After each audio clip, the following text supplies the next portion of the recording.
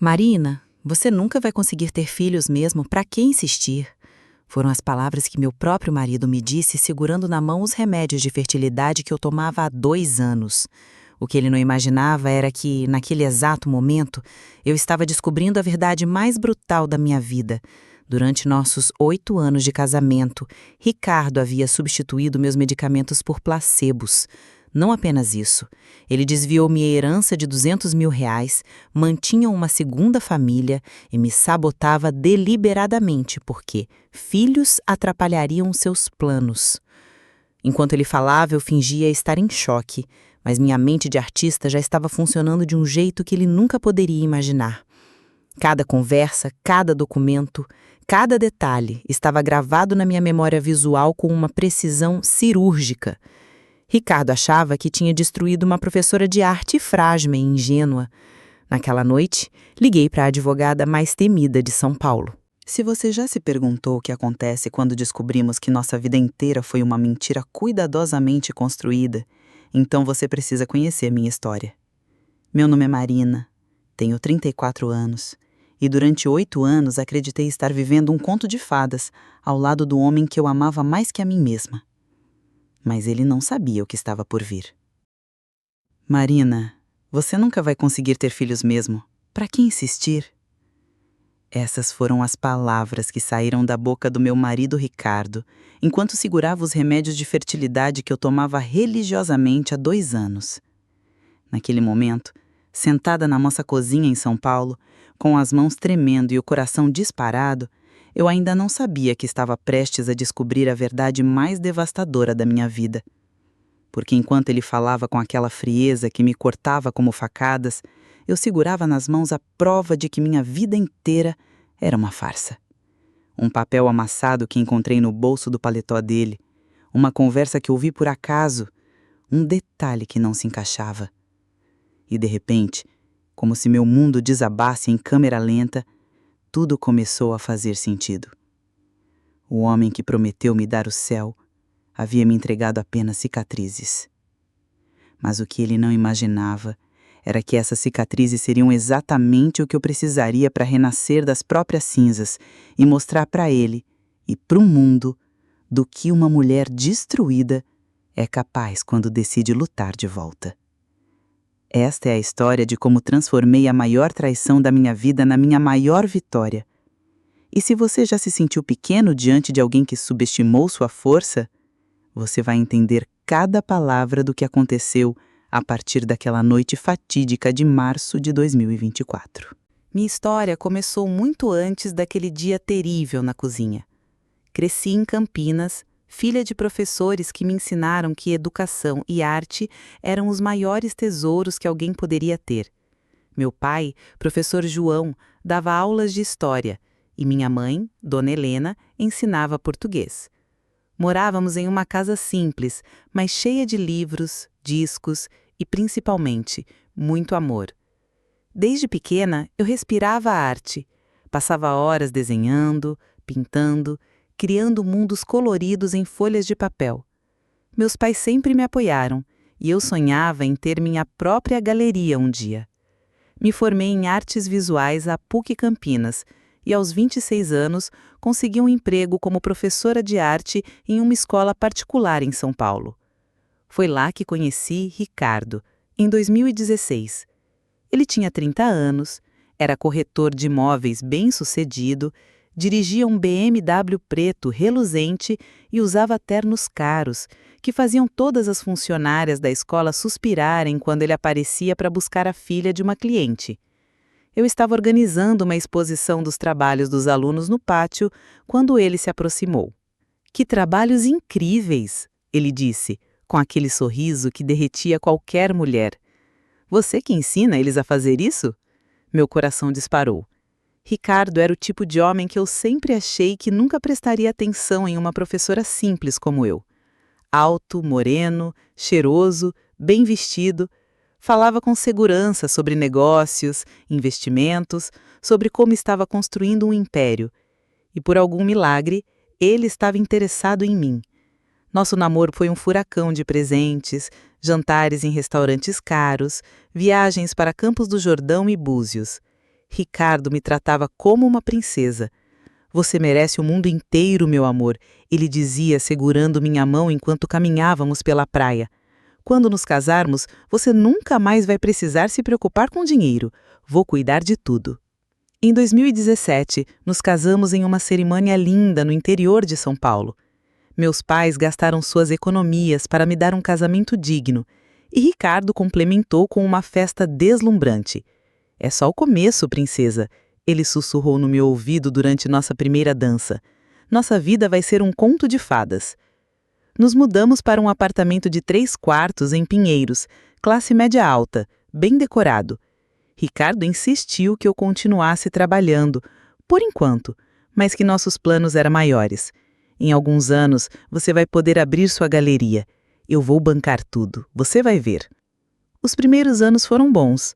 Ricardo trabalhava muito, fechava negócios grandes, sempre falando de projetos grandiosos.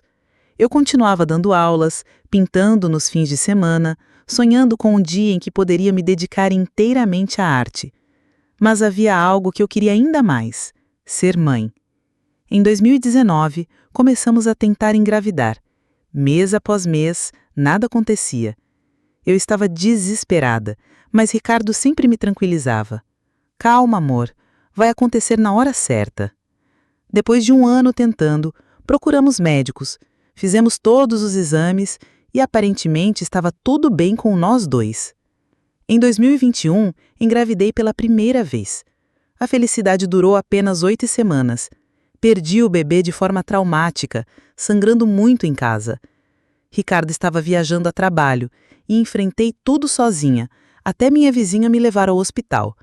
Quando ele voltou, me abraçou e disse: "Foi para melhor, Marina. Não era a hora certa ainda." 6 meses depois, engravidei novamente. Desta vez, perdi com 10 semanas em uma manhã de sábado, quando íamos sair para almoçar. Ricardo me levou ao hospital, mas percebi que ele parecia mais irritado do que triste. Essas coisas acontecem. Foi tudo o que disse. A terceira vez foi a pior. Engravidei em março de 2022 e cheguei até as 12 semanas. Eu já tinha começado a comprar roupinhas, já sonhava com o rostinho do nosso bebê. Mas numa tarde, sentada na sala corrigindo provas, senti as cólicas começarem. Ricardo chegou do trabalho e me encontrou no banheiro, chorando, com a roupa suja de sangue. "Chega, Marina", ele disse, me ajudando a me limpar. "Você está se torturando à toa. Talvez não seja para ser." Aquelas palavras me doeram mais que a perda física. Eu precisava de colo, de apoio, de alguém que chorasse comigo. Mas Ricardo já parecia ter desistido de nós dois como família. O médico sugeriu que eu tomasse alguns medicamentos para regular meus hormônios e aumentar as chances de uma gravidez saudável. Ricardo sempre ia comigo nas consultas, anotava tudo, comprava os remédios na farmácia. Ele se tornou meu cuidador dedicado, ou pelo menos era isso que eu pensava. Durante 2023, tomei os medicamentos religiosamente. Ricardo colocava os comprimidos na minha mão toda manhã, com um copo de água e um beijo na testa. "Vai dar certo desta vez, princesa." Mas os meses passavam e nada acontecia. Meu corpo parecia rejeitar a ideia de gerar uma vida. Paralelo a isso, comecei a perceber mudanças no comportamento dele. Ricardo ficava mais tempo fora, atendia telefonemas em outros cômodos, trancava o celular com senha. Quando questionava, ele respondia rispidamente: "É trabalho, Marina. Estou fechando negócios grandes para garantir nosso futuro." Também notei que nossa situação financeira não melhorava como ele sempre prometia. Vivíamos bem, mas não havia sobra para meus sonhos artísticos. Quando perguntava sobre a galeria que ele havia prometido bancar, ele desconversava. "Calma, amor. Ainda não é o momento certo." Em novembro de 2023, meus pais faleceram em um acidente de carro na rodovia Anhanguera. Foi o período mais difícil da minha vida.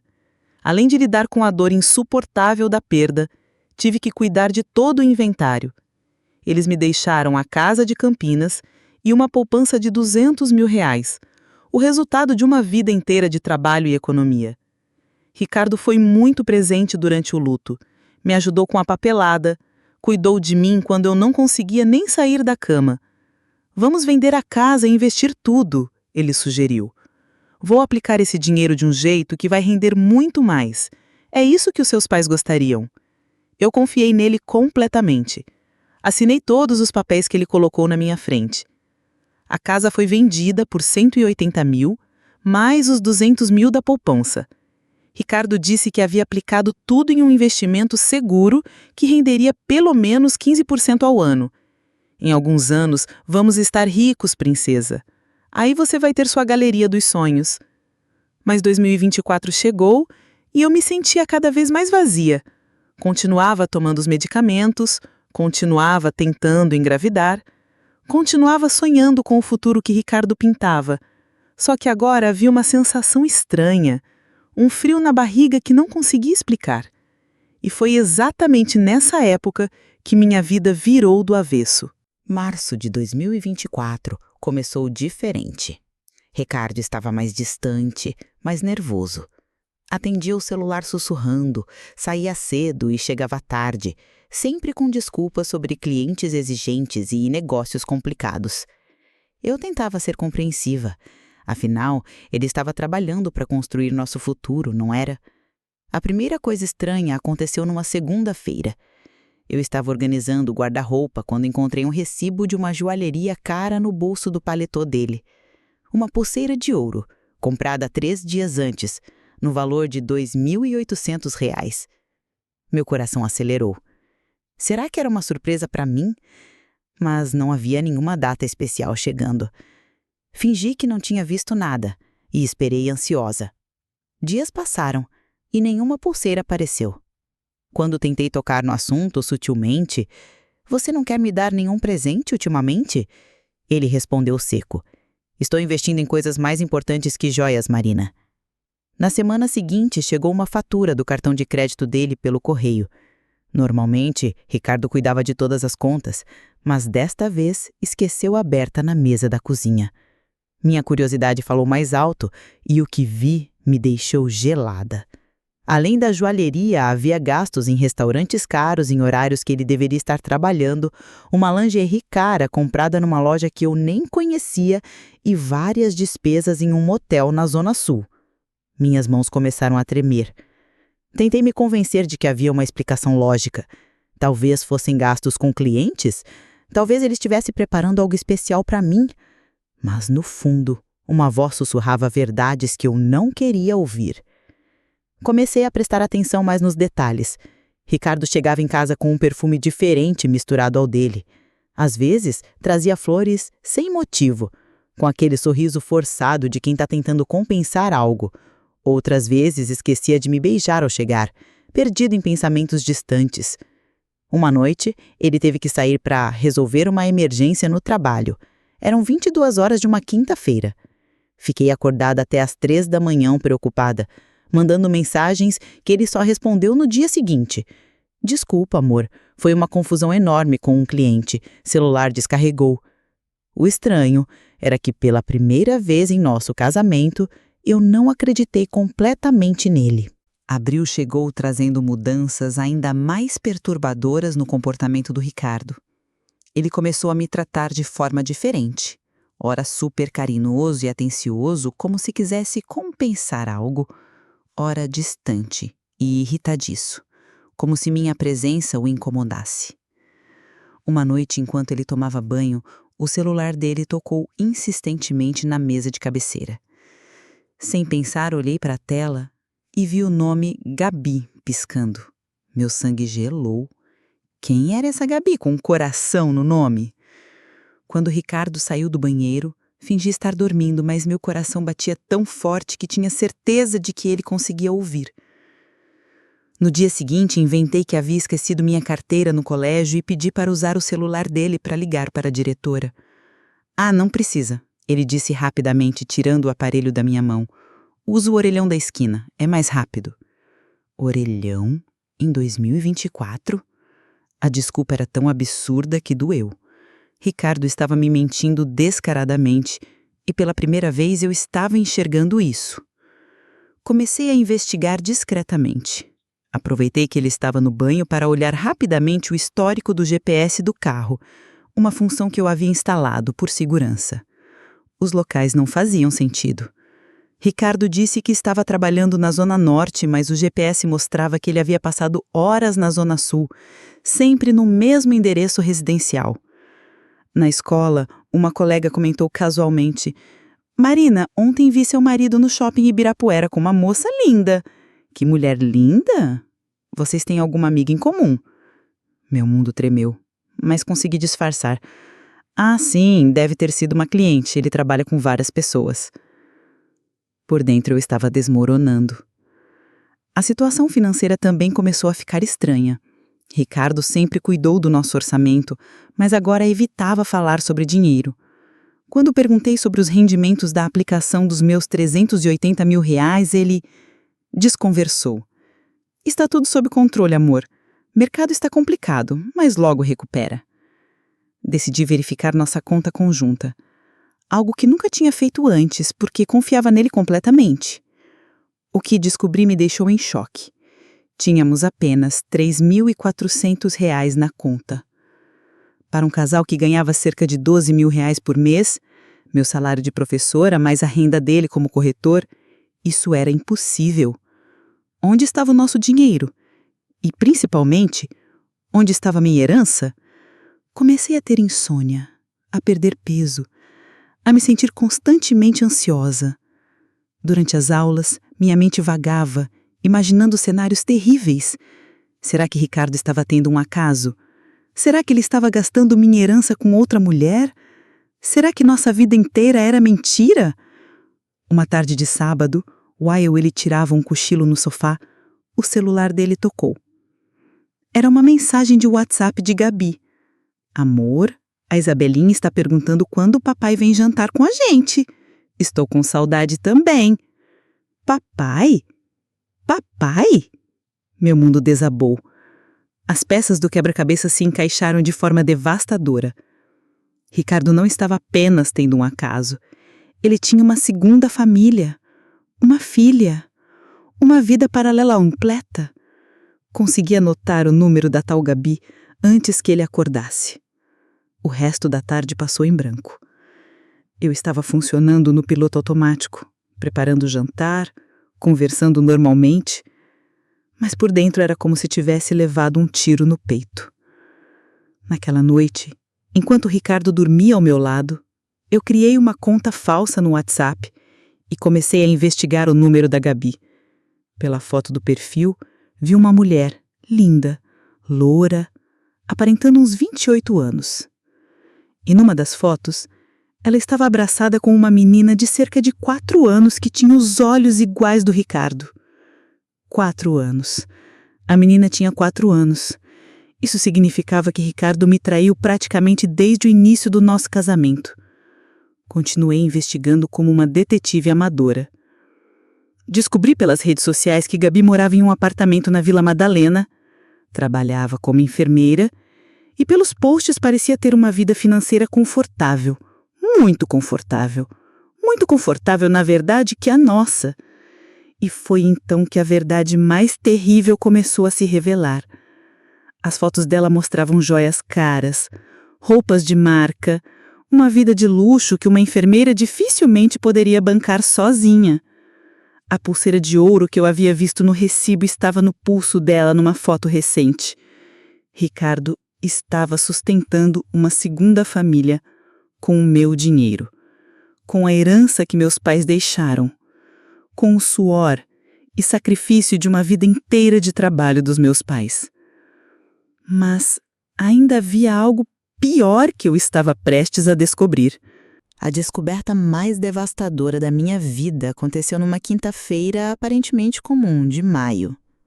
Ricardo havia saído cedo, dizendo que visitaria obras, e eu estava em casa organizando alguns papéis quando decidi procurar nossos documentos de casamento para resolver uma questão no colégio. Procurei na gaveta onde sempre guardávamos papéis importantes e encontrei uma pasta que nunca tinha visto antes. Dentro havia documentos médicos com o meu nome, mas que eu não me lembrava de ter assinado. Eram laudos de um laboratório particular, datados dos últimos 2 anos, todos com resultados de exames que eu nunca havia feito. Meu nome estava lá, meu CPF, mas a assinatura parecia estranha. Parecida com a minha, mas não era exatamente igual. E os resultados indicavam deficiência hormonal severa e incompatibilidade reprodutiva. Diagnósticos que nenhum médico havia me dado. Com as mãos tremendo, continuei procurando e encontrei algo ainda pior. Uma receita médica falsa com minha assinatura, prescrevendo medicamentos que eu nunca havia tomado. E junto dela, uma nota fiscal de uma farmácia de manipulação, mostrando que Ricardo havia comprado comprimidos de placebo, açúcar puro, na mesma dosagem dos meus remédios para fertilidade. O mundo parou. Ricardo estava substituindo meus medicamentos por placebo há 2 anos. Meus remédios para fertilidade eram apenas açúcar. Ele estava sabotando ativamente nossas tentativas de ter filhos. Mas por quê? Por que um homem faria isso com a própria esposa? Continuei procurando, agora desesperada por respostas, e encontrei mais documentos escondidos. Contratos de uma empresa de investimentos que eu nunca tinha visto antes.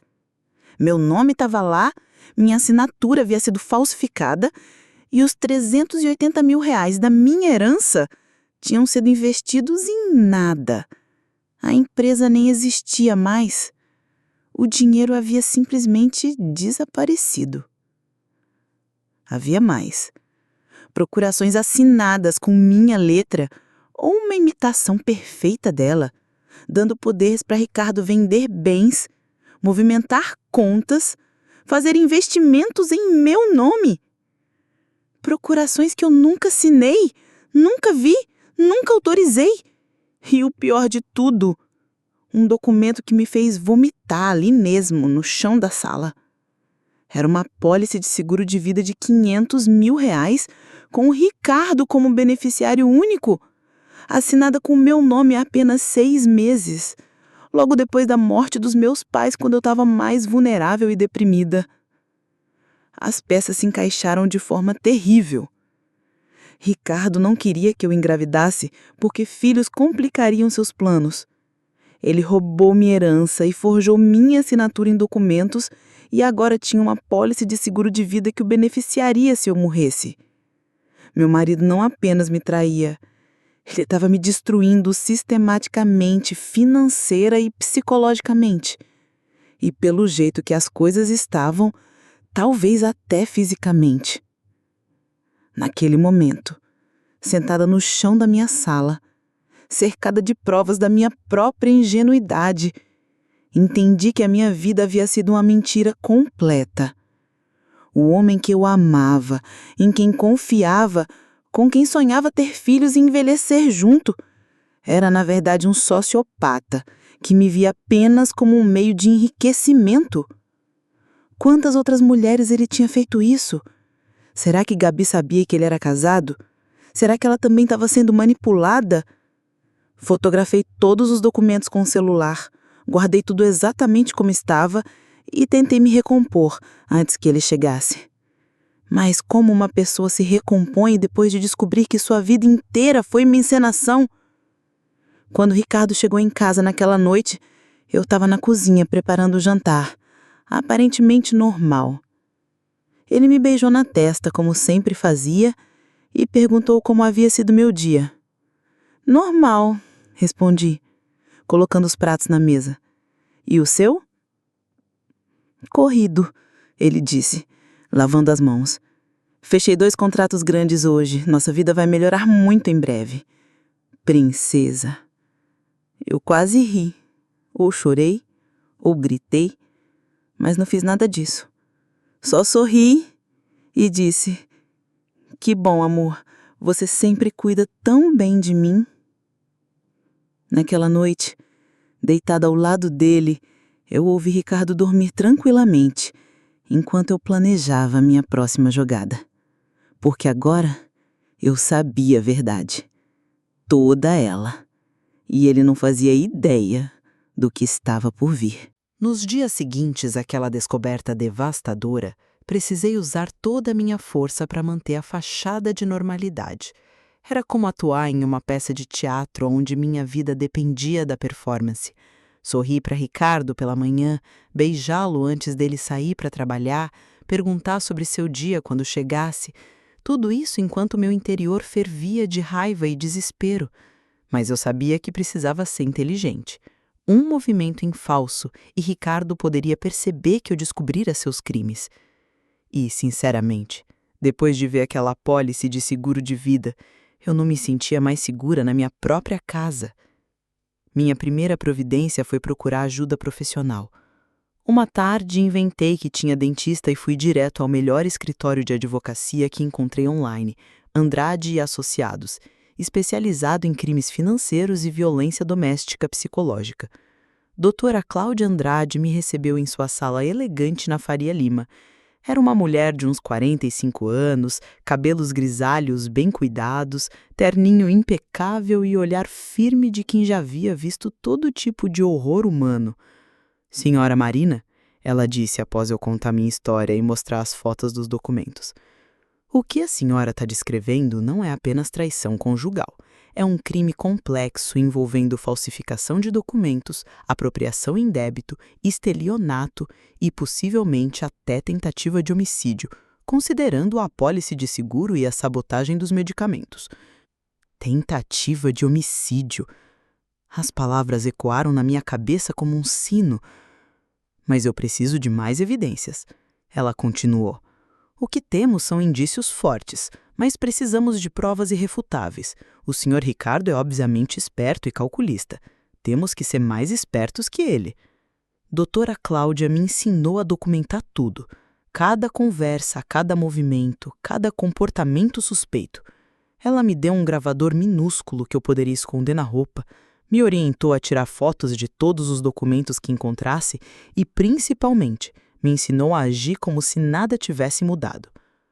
A partir de agora, a senhora é uma atriz e sua vida depende de sua performance. Voltei para casa com uma mistura de alívio e terror. Alívio por finalmente ter alguém do meu lado. Terror por confirmar que minha situação era ainda pior do que eu imaginava. Nos dias seguintes, comecei a investigar mais profundamente.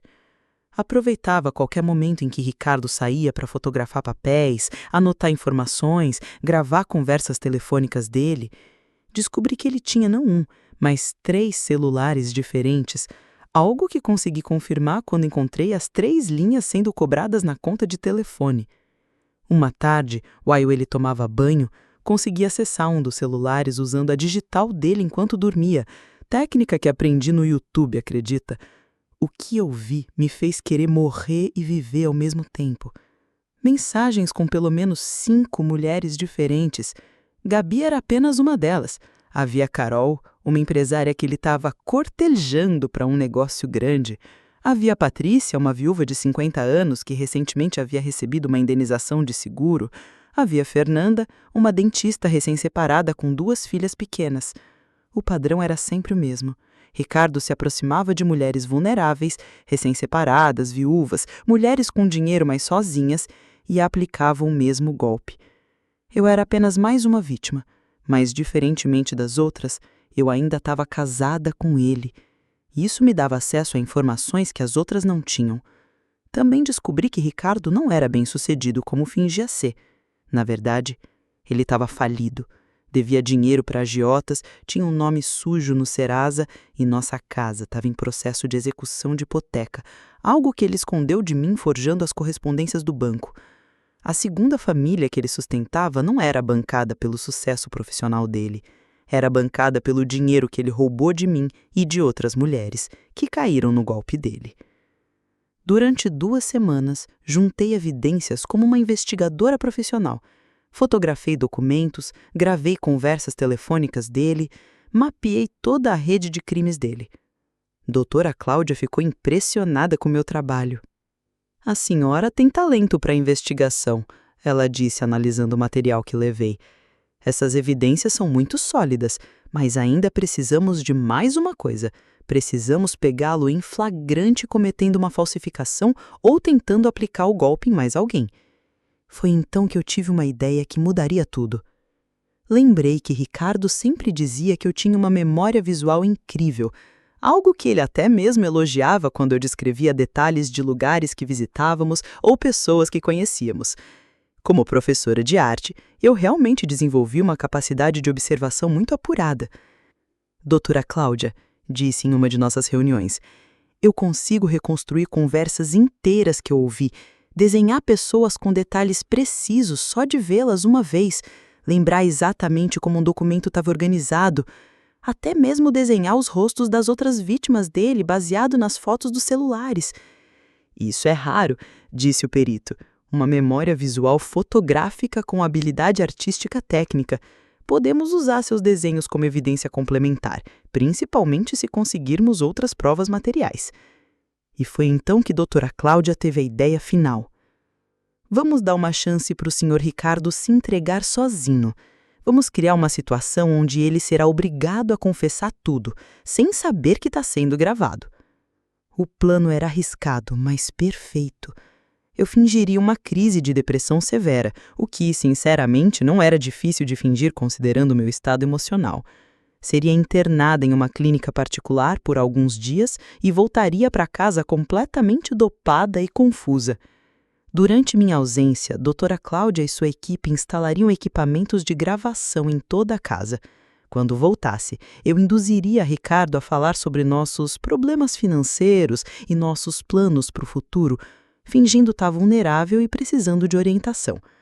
Apostávamos que Ricardo, pensando que eu estava fragilizada e medicada, se sentiria confortável para confessar seus crimes e talvez até mesmo propor soluções que o incriminassem ainda mais.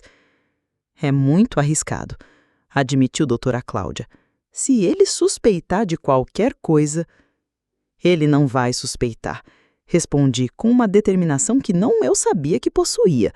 Eu conheço esse homem há 8 anos, sei exatamente como manipulá-lo da mesma forma que ele me manipulou.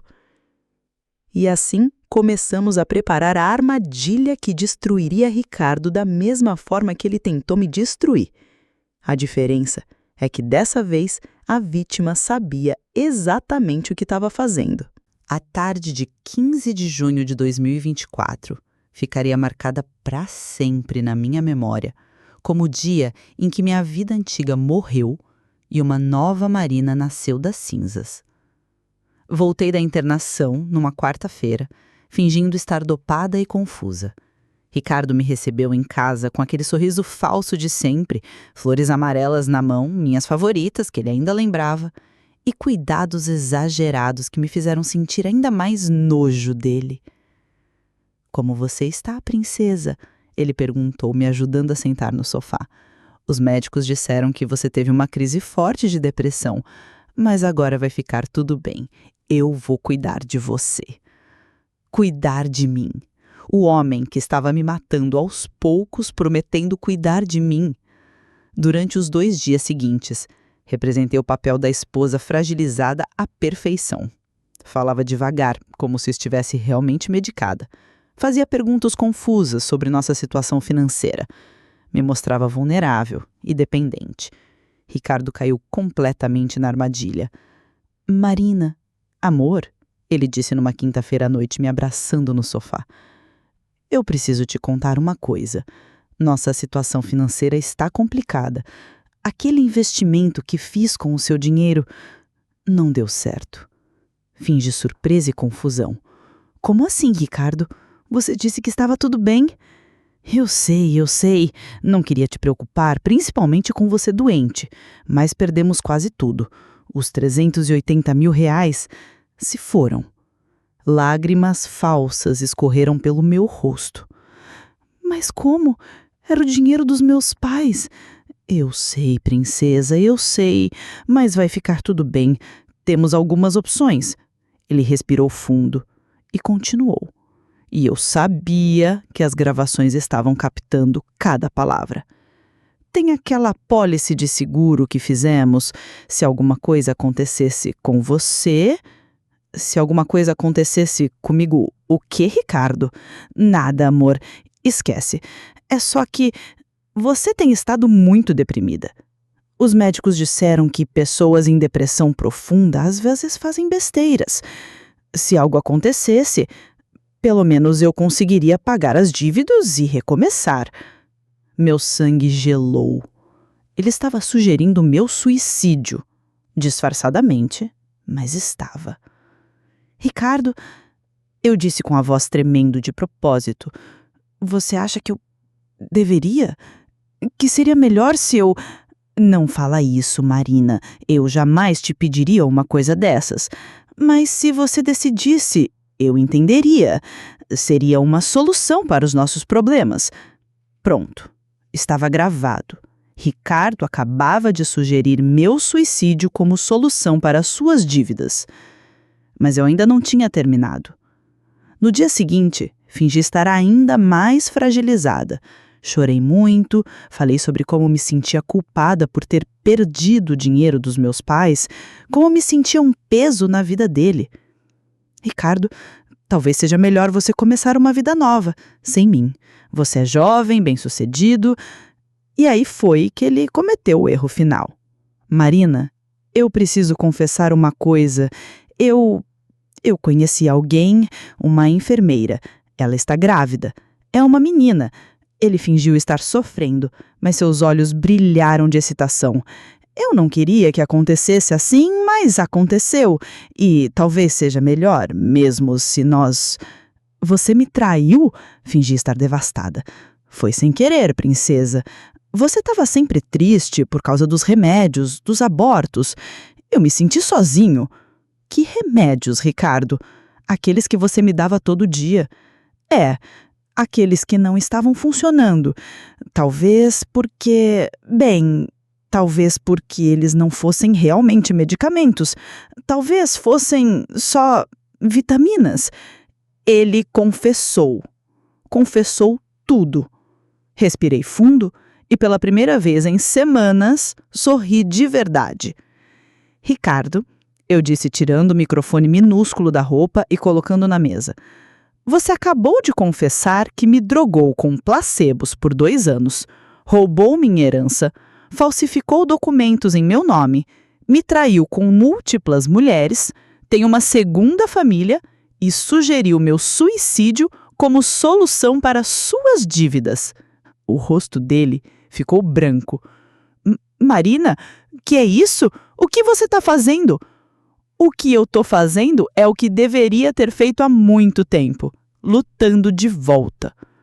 Naquele momento a campainha tocou. Eram doutora Cláudia, 2 policiais e a equipe técnica que havia instalado as câmeras e microfones em casa. Senhor Ricardo Silva Santos, o senhor está preso por estelionato, falsificação de documentos, apropriação indébita e tentativa de indução ao suicídio. Ricardo tentou se levantar, tentou falar, tentou negar, mas era tarde demais. Como você descobriu? Ele perguntou enquanto as algemas eram colocadas. Eu me aproximei dele pela última vez como esposa. Porque você subestimou a mulher que me tornei.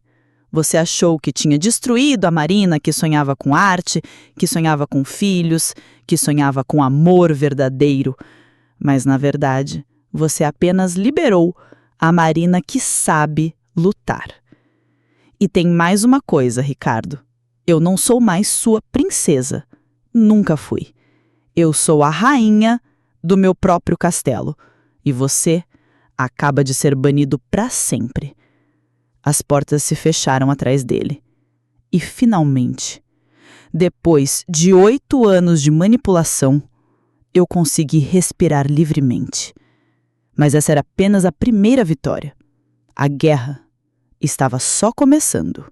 As 48 horas seguintes à prisão do Ricardo foram como um furacão de revelações que confirmaram meus piores temores e superaram minhas maiores expectativas de justiça. A Polícia Civil, com as evidências que forneci e as confissões gravadas, começou uma investigação completa que revelou a extensão real dos crimes dele. Ricardo não era apenas um marido infiel. Ele era o líder de uma organização criminosa sofisticada especializada em golpes contra mulheres vulneráveis. Doutora Cláudia me ligou na sexta-feira com notícias que me deixaram estarrecida. Marina, encontramos outras 8 vítimas diretas do Ricardo nos últimos 5 anos. O prejuízo total ultrapassa 2,3 milhões de reais. Outras 8 mulheres, cada uma com uma história parecida com a minha. Mulheres que confiaram, que amaram, que foram sistematicamente destruídas por aquele homem que eu chamei de marido por 8 anos. A investigação descobriu que Ricardo operava através de múltiplas identidades falsas. Para Gabi, ele era Ricardo Almeida, empresário bem-sucedido. Para outras vítimas, era Ricardo Santos, corretor de luxo. Cada identidade tinha documentos falsificados, referências inventadas, até mesmo contas bancárias diferentes. O apartamento da Vila Madalena, onde ele mantinha a segunda família, comprado com o dinheiro da aposentadoria de Dona Lourdes, uma viúva de 67 anos, que ele conheceu em 2022 e da qual roubou 180 mil. As joias caras que Gabi usava, pagas com a indenização trabalhista de Carol, uma executiva que ele seduziu e ludibriou, em 2023. Mas o que mais me chocou foi descobrir que Gabi também era vítima. Quando a polícia a interrogou, descobrimos que ela acreditava estar noiva de um homem solteiro e bem-sucedido. Ricardo havia mostrado documentos falsificados, provando que nunca foi casado. Gabi estava tão devastada quanto eu. Ele me prometeu que nos casaríamos assim que resolvessem os problemas financeiros da empresa, ela me disse quando nos encontramos na delegacia. Disse que a Isabela ia ter uma vida de princesa, que nunca nos faltaria nada. Isabela, a filha de 4 anos que Ricardo teve com Gabi, era igualzinha a ele. Uma criança inocente, que agora descobriria que o pai era um criminoso. A investigação também revelou que minha apólice de seguro de vida era apenas uma das 3 que Ricardo havia contratado. Ele fez a mesma coisa com 2 outras vítimas, sempre usando documentos falsificados e aguardando o momento certo para acionar os seguros. O delegado me explicou que Ricardo estava sendo investigado também por tentativa de homicídio contra uma das vítimas anteriores. Uma empresária que, misteriosamente, sofreu um acidente de carro logo depois de questionar o sumiço de 400 mil reais que havia investido com ele. A mulher sobreviveu, mas na época ninguém suspeitou que não havia sido acidente. Senhora Marina, disse o delegado Ferreira, baseado nas evidências, o senhor Ricardo será indiciado por formação de quadrilha, estelionato qualificado, falsificação de documentos públicos, apropriação indébita, tentativa de indução ao suicídio e tentativa de homicídio. Ele pode pegar até 25 anos de prisão. 25 anos! Uma vida inteira pagando pelos crimes que cometeu. Mas a melhor notícia veio 3 dias depois. A Polícia Federal, em cooperação com a Receita Federal, conseguiu rastrear grande parte do dinheiro que Ricardo havia roubado. Ele havia tentado ser esperto, criando empresas de fachada e contas no exterior, mas deixou rastros que os investigadores seguiram como migalhas de pão. Conseguimos localizar 1,8 milhão em bens e dinheiro, me informou a doutora Cláudia. Não é tudo, mas é uma recuperação significativa. Seu dinheiro está sendo desbloqueado e você ainda vai receber indenização por danos morais. Minha herança estava à volta. Os 380 mil reais que meus pais deixaram e que representavam uma vida inteira de trabalho e sonhos seriam devolvidos com correção e juros. Mas o que mais me satisfez foi saber que Ricardo perdeu tudo. O apartamento onde morava com Gabi foi confiscado. Os carros, as joias, as contas bancárias, tudo bloqueado. Ele, que sempre se vangloriou de ser esperto e bem-sucedido, agora estava na cadeia usando uniforme de presidiário e comendo marmitex. A notícia do caso chegou à imprensa e virou sensação em São Paulo. Corretor de imóveis aplica golpe milionário em esposas. Foi manchete do jornal local. A história ganhou repercussão nacional quando descobriram a sofisticação do esquema criminoso. E eu, que antes era apenas mais uma vítima anônima, agora era a mulher que derrubou uma organização criminosa inteira. Dezembro de 2024. 6 meses depois da prisão do Ricardo, minha vida havia se transformado completamente de maneiras que eu jamais poderia imaginar. Com minha herança recuperada e a indenização por danos morais, consegui realizar um sonho que parecia impossível. Abri minha própria galeria de arte. Mas não uma galeria comum. A Galeria Verdade especializa-se em arte forense e narrativas visuais de justiça. Descobri que tenho um talento raro para transformar crimes e injustiças em arte que ajuda a desvendar a verdade. Minha memória visual fotográfica, combinada com habilidades artísticas técnicas, me levou a trabalhar como consultora da Polícia Civil em casos complexos envolvendo documentos falsificados e reconstituição de crimes. Marina virou uma das melhores artistas forenses do estado, me disse o delegado Ferreira. Seus desenhos já ajudaram a resolver 17 casos este ano. Mas minha maior conquista foi pessoal. Conheci Daniel, um detetive especializado em crimes financeiros que trabalhou no caso do Ricardo. Alto, moreno, com um sorriso sincero que me faz lembrar que nem todos os homens são mentirosos. Nós nos conhecemos quando ele me entrevistou como testemunha, e a conexão foi imediata. Marina, ele me disse no nosso primeiro encontro após o julgamento, você é a mulher mais corajosa que já conheci. E além de corajosa, é brilhante. Daniel me ensinou que é possível confiar novamente, que existem homens que valorizam a independência feminina, que apoiam nossos sonhos ao invés de sabotá-los, que constroem junto ao invés de destruir sozinhos. Ricardo foi condenado a 18 anos de prisão em regime fechado. Durante o julgamento, tentou me convencer de que ainda me amava, que tinha feito tudo pelos nossos sonhos. Olhei nos olhos dele pela última vez e disse: Ricardo, você não destruiu a Marina que eu era. Você criou a Marina que eu me tornei. Hoje, aos 35 anos, tenho uma galeria próspera, um trabalho que amo, um homem que me respeita e me admira. E, principalmente, tenho minha própria voz.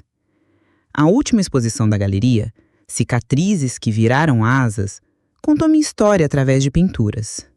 Mulheres de todo o Brasil vieram me conhecer, compartilhar suas próprias histórias de superação e encontrar inspiração para recomeçar.